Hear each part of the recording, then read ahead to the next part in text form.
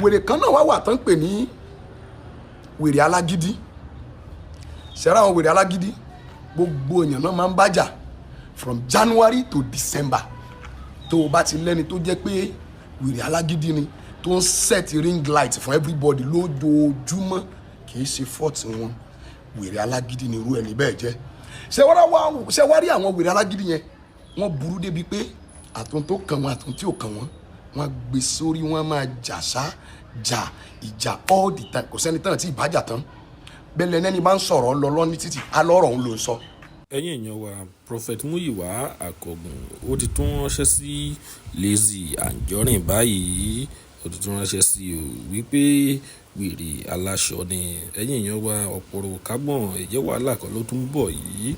Ẹ jẹ́ ká tẹ́tí sí nǹkan tí arákùnrin yìí tí ó ní láti sọ.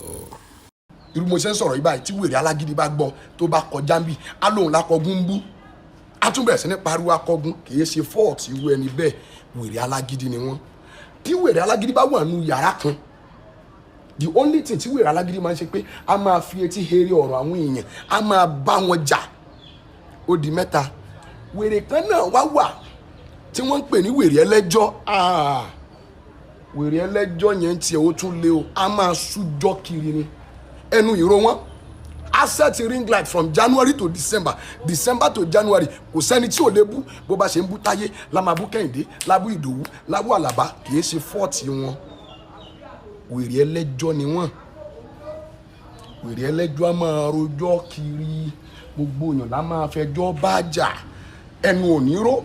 Àtọ̀rọ̀ tó kàn, àtọ̀rọ̀ tí ò kàn la máa sọ sí. Bọ́lọ́rọ̀ ń sọ̀rọ̀, a sọ tiẹ̀.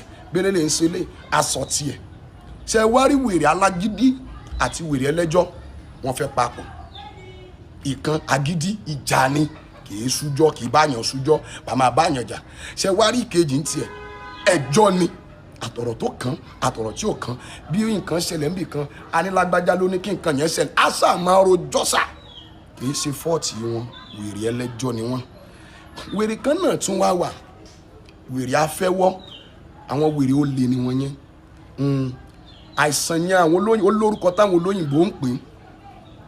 Ṣé ẹ rí wọn, àwọn wọ̀nyẹn tí wọ́n máa fẹ́ wọ́n máa jí nǹkan tí ò nítumọ̀. Ó lè lọ sí ọjà tó tóbi, a very major market, kò ní anybody lọ́wọ́, òun lá dá lọ. A wá lọ jí nǹkan tí ò nítumọ̀. Ohun tó lọ jí yẹn, ohun tó lè fi owó ara ẹ̀ rà ni. Tó bá ti lọ jí báyìí, ó dìgbà tán bá pariwo olè mọ́ lórí kí yẹ̀ tó ṣe pé kí ni mo ṣe yìí.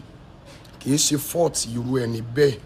Àìsàn kan ni ló máa ń jẹ́ káwọn èèyàn jí nǹkan tí ò nítumọ̀. Ó lè ní iPhone lọ́wọ́ kó lọ jí torchlight phone. Ó lè ní 10 million lákàntì kó lọ jí 200 naira. Ohun tí ò wúlò fún, ohun tí ò ní lárí, òun ni irú ẹni bẹ́ẹ̀ máa ń jí. Tó o bá ní irú ẹni bẹ́ẹ̀ lọ́rẹ̀ẹ́, o ní lọ́mọ, o ní lẹ́niwẹ̀ẹ́, mo ní ohun tí mo máa sọ pé kó o lọ ṣe fún wọn.